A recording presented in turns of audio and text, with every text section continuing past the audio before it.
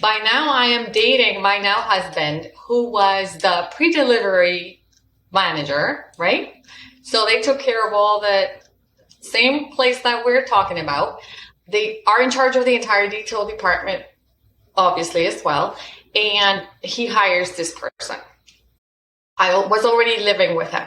And he tells me, did you run this guy's background? I said, yeah, I ran him, clean as a whistle, everything's fine. And he says, can you run him again? Because there's something off about him and I don't know what it is, but I'm not sure. And I said, I don't know I can't run the same report again. It's going to come back clean. Social security number is clean. Background check is clean. Driver's license, all the records, everything's clean. This guy's good to go. So here he comes, this guy.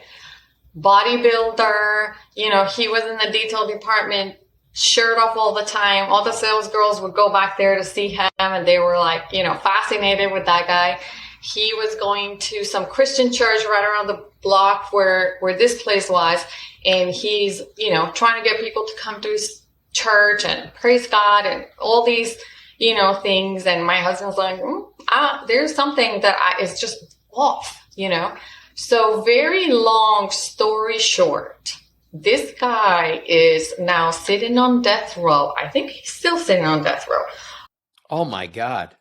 Death row? Murder of a couple that, now he said he was also a personal trainer, but this couple, they were his clients for the personal training, but they were also clients of this dealership. And so when the police came over to interview my husband's now in law enforcement. He's now a police officer. But back then, when the police came over to interview him, they brought the company T-shirt, all filled with blood, which is what they had found. So he had, he killed them, trying to steal their safe. It was on the news, big, huge deal. And the guy passed all my screenings because he actually had another social security number. He had 3-4 different names, full names. He had 2 different social security numbers. So he was using that, obviously the good one. And we just never knew. We never knew, but he was, he killed them both in their home and he tried to steal their safe.